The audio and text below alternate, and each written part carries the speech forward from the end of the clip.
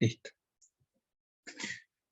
Bueno, entonces vamos a empezar a explicar el trabajo práctico número 1, que se trata de la aproximación de la función seno, como si estuviéramos usando una calculadora. La idea acá es, si ustedes tienen una calculadora y le piden el seno de un ángulo, el cual se puede ingresar en grados, minutos y segundos, la computadora devuelve un número real con decimales hasta la capacidad del visor, ¿no? Que creo que en este caso, si no me equivoco, son como 10 decimales y 10 cifras. Entonces, la idea es simular en Python el cálculo de la función seno, o sea, cómo se calculan las funciones seno. Y aquí también, bueno, una pequeña historia de cuando yo iba a la secundaria, a la primaria, más que nada la primaria, creo que lo aprendimos. Yo hice toda mi primaria y secundaria sin calculadora, recién aparecieron las calculadoras cuando iba a la universidad. Entonces, nosotros teníamos que calcular los senos y de ángulos a partir de tablas. Había un librito que era todas tablas, donde estaban los senos de todos los ángulos en grados, minutos y segundos, y creo que estaban cada 10 o 20 segundos, entre ángulos que estaban entre 0 y 90 grados. Entonces uno elegía el ángulo más cercano al que quería saber el valor, o si no, directamente, bueno, para tener mejor aproximación, interpolaba entre los dos ángulos más próximos y tenía el valor del seno. Y de repente aparecieron las calculadoras, ¿no? Entonces, para mí era todo un misterio. Yo decía, ¿cómo hace la calculadora para calcular el seno de un ángulo? Entonces yo digo, debe tener una tabla en la memoria, ¿no? Y después, con el tiempo me di cuenta que no, o sea, lo que hace usa series de Taylor. Y las series de Taylor son infinitas, entonces, ¿cómo hace para aproximar? Bueno, eso es lo que vamos a ver ahora en el trabajo práctico, ¿no? Entonces voy a pasar un poco a repasar rápidamente el enunciado, ¿sí? Un segundito. Es esto que están acá, que lo tienen también en el campo virtual, y básicamente entonces lo que hacemos es que aproximamos la función seno por una serie de Taylor, pero por una suma parcial. La serie de Taylor es una suma infinita de términos y nosotros vamos a usar una suma parcial. Quizás que tendría que haber seguido con la otra presentación, pero bueno, sigamos con esto.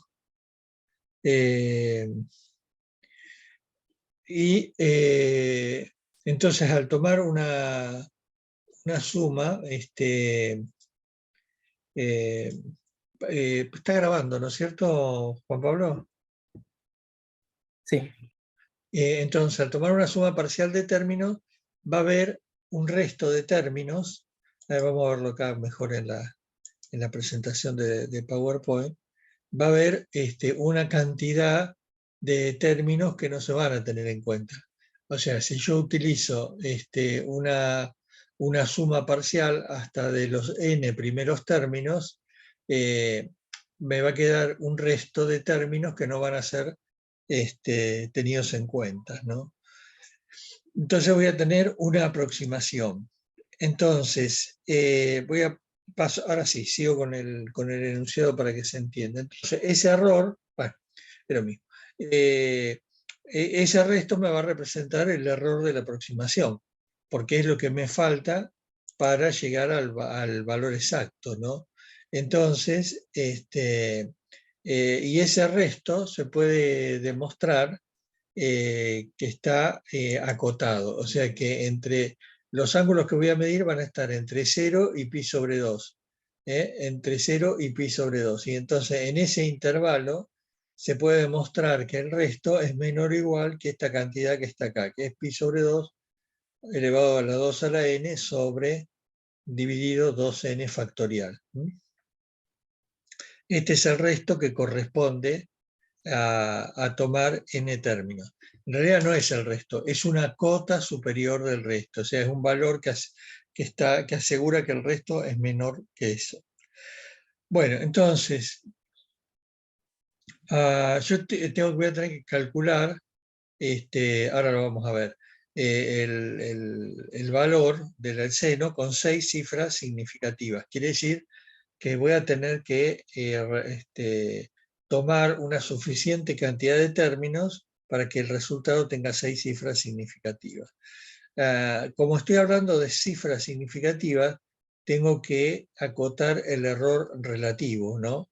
Y el error relativo va a ser el error absoluto dividido relativo al valor que estoy calculando, ¿no? Entonces, el error, y voy a tomar el error relativo, el valor, el valor más grande.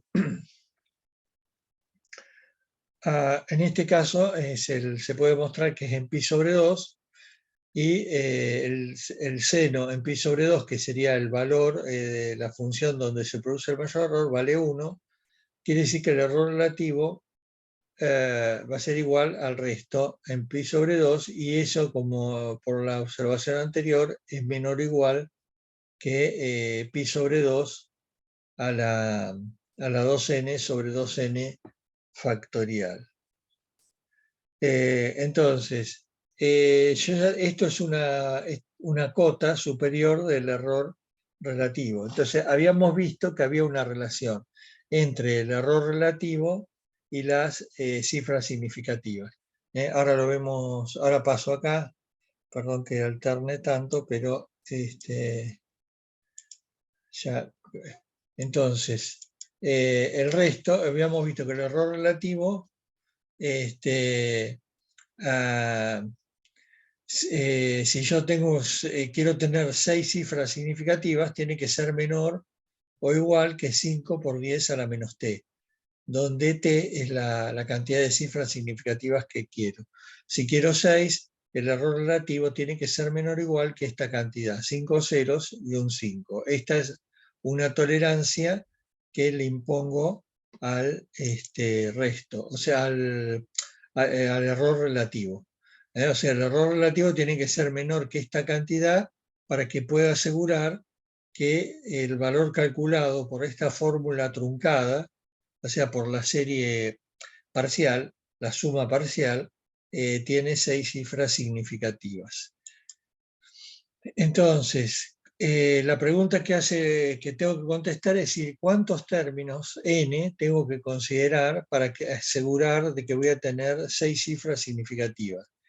Entonces, eso lo voy a conseguir analizando el error relativo, que el error relativo, bueno, este es el error absoluto. El error relativo es el error absoluto, lo que mostré recién, que es menor siempre que pi sobre 2 a la n factorial, pi sobre 2 a la 2n. Entonces, si yo quiero asegurar 6 cifras significativas, tengo que asegurar que el error relativo sea menor que 5 por 10 a la menos t. Pero si yo le impongo esta condición a la cota, si yo impongo la condición de que esta cantidad sea menor que 5 por 10 a la menos t, o sea, hago variar el número n hasta que esto sea menor que la tolerancia especificada, puedo asegurar que el error relativo va a cumplir con esa condición y el valor aproximado calculado por la serie de Taylor va a tener 6 cifras significativas.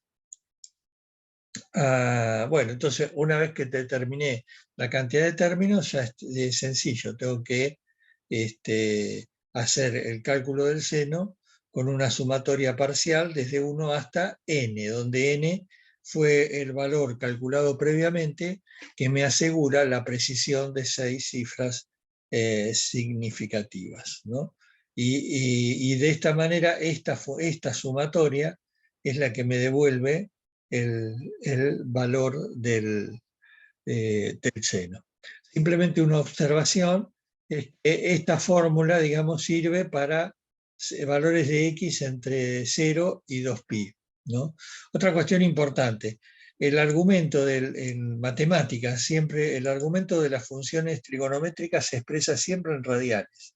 Siempre en radianes. Cuando en matemática dice seno de x, x tiene que estar en radianes.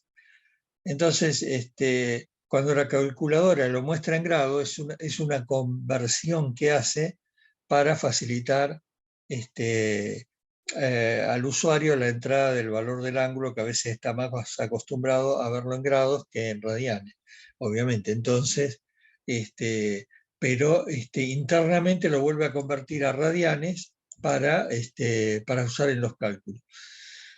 Y la otra cuestión, la otra cuestión es que la función seno se repite en el segundo, tercero y cuarto cuadrante. Es igual que en el primero, pero con signos cambiados, de acuerdo al cuadrante. ¿Eso qué quiere decir? Que si yo tuviera que calcular el seno de un ángulo, por ejemplo, entre 90 y 180 grados, lo puedo hacer usando la misma función que programé, pero cambiándole el argumento. Por ejemplo, con estas condiciones de simetría. Estas condiciones nos dicen que el seno de x, cuando x está entre pi sobre 2 y pi, o sea, entre 90 y 180 grados, el seno de x lo puedo usar, es igual al seno de pi menos x. Y pi era 180 menos x, ¿no? Por ejemplo, si yo tuviera un ángulo de 100 grados, que es mayor que 90 y menor que 180, el seno de 100 grados va a ser el seno de 180 menos 100, o sea, es igual al seno de 80. Y 80 es un ángulo que es menor que 90 grados, entonces esto lo calculo con la función previamente calculada, o sea, implementada en serie de Taylor. Lo que quiero decir es que cualquier ángulo que está en el segundo, tercero o cuarto cuadrante se puede transformar su seno al valor de la función seno de un ángulo entre 0 y 90 grados, y mediante estas fórmulas de simetría. O sea, que no hay que, la serie de Taylor solamente se utiliza para ángulos entre 0 y 90 grados. Recuerden que la serie de Taylor es un desarrollo alrededor de un número. En este caso, esta serie de Taylor es el desarrollo alrededor de x igual a 0, que también se conoce como serie de Maclaurin, ¿no? Y lo que tiene la serie de Taylor, que a medida que el x aumenta, el error se hace más grande. Entonces, si yo quisiera usar la misma serie para ángulos en el segundo, tercero y cuarto cuadrante, tenía mucho error. En cambio, si con estas fórmulas consigo optimizar los cálculos. Bueno, le voy a pasar entonces ahora a Leonel para que explique cómo contestar o cómo resolver las consignas que se plantean para el trabajo práctico y cómo debe entregarse. Entonces, voy a parar primero de grabar acá para dividir esto en dos partes.